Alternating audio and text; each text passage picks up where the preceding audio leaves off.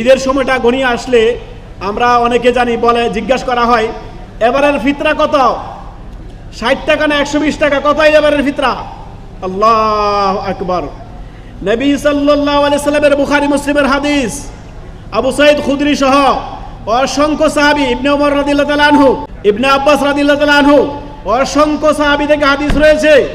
নবী সাল্লাল্লাহু আলাইহি সাল্লাম বলেন, আবু সাঈদ খুদরি থেকে হাদিস, তিনি বলেন, ফরদা রাসূলুল্লাহ সাল্লাল্লাহু আলাইহি সাল্লাম, নবী সাল্লাল্লাহু আলাইহি সাল্লাম যাকাতুল ফিতর, সাদাকাতুল ফিতর আমাদের সকলের উপরে, ছোট বড় সকলের উপরে ফরজ করেছেন। সাআম মিন তাআম, কি সাআম মিন তাআম? তাআম মানে কি? খাদ্যদ্রব্য।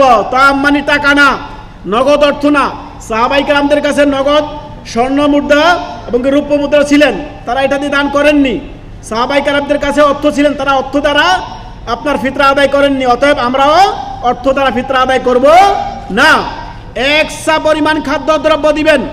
আমাদের দেশের প্রধান খাদ্য চাল, মাথা পিছু করে 2.5 কেজি বা 3.25 কেজি করে আপনারা, আর 3 কেজি দিলে আরো ভালো, যদি আপনারা মাথা পিছু 3.25 কেজি বা 3 কেজি করে আপনাদের ফিতরা আদায় করবেন। টাকা দিয়ে নয়, টাকা দিয়ে ফিতরা আদায় করা সুন্নত নয়। টাকা দিয়ে কোনো সাহাবায়ে কেরাম ফিতরা আদায় করেননি, নবী সাল্লাল্লাহু আলাইহি ওয়াসাল্লাম করেননি, কোনো সাহাবায়ে কেরাম করেননি। অতএব আমরা টাকা দিয়ে ফিতরা আদায় করব না, যুক্তির মধ্যে যাব না। যেই গরিব বলবে যে আমার খাদ্যর দরকার নাই, তাহলে সে ফিতরার হকদার না। যে বলবে আমাকে টাকা দেন, আমার খাবারের দরকার নেই, খাবার যথেষ্ট আছে, তাহলে সে ফিতরার হকদারে না।